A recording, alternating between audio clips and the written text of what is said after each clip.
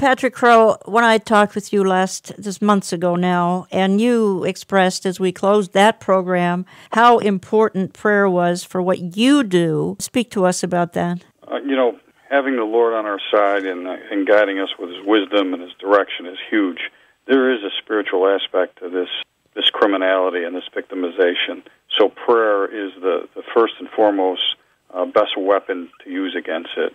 Corporate prayer as churches to pray for their children and the fellowship.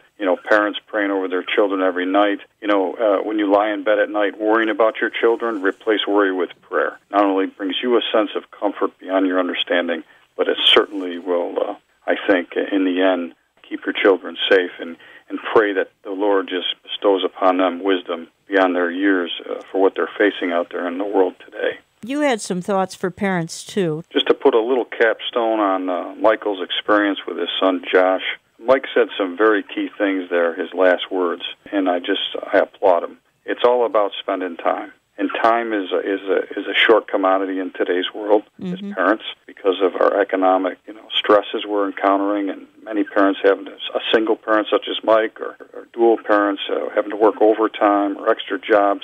The enemy knows that, and they manipulate that.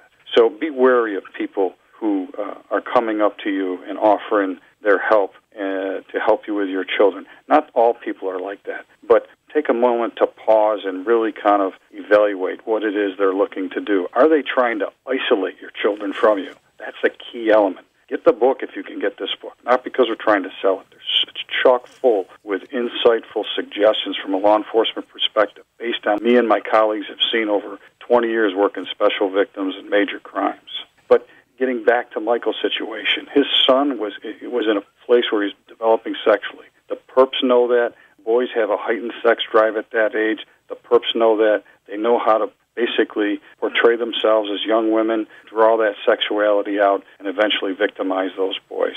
And that's what happened here, we suspect. What can we do to reduce this risk? Mike's response was spot on. However, if I was able to talk to Mike or some parents like him, and they came to me before this happened, I would say to parents the key to reducing the risk is communication. Communication. And you can start that out by asking 2 questions every day, no matter as soon as your child can talk.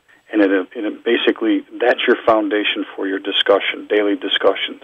And you can start out by simply asking, what good thing, what bad thing happened? Why do we ask that question? Because that's usually the first thing on our children's minds. Somebody mistreated them, somebody was unfair, somebody hurt them, somebody may in fact be bullying them, which is important in today's world, because bullying, either in person or on cyberspace, is becoming an important issue to deal with. So what bad thing? Relative to the issue we've discussed, key question is what good thing happened to you today? Tell me about what's going on in your life. Who's treating you well? In this instance, Michael's son may have said, hey, Dad, I met a girl, and I'm really enjoying it, before things got a little weird. Right. Things initially may have started out just like it would normally with a relationship at that age. And he could have said, Dad, I think I met a girlfriend. Oh, really? Well, hey, keep me posted. Dad would have known something was up. And this way you've got an idea what's going on in your child's life.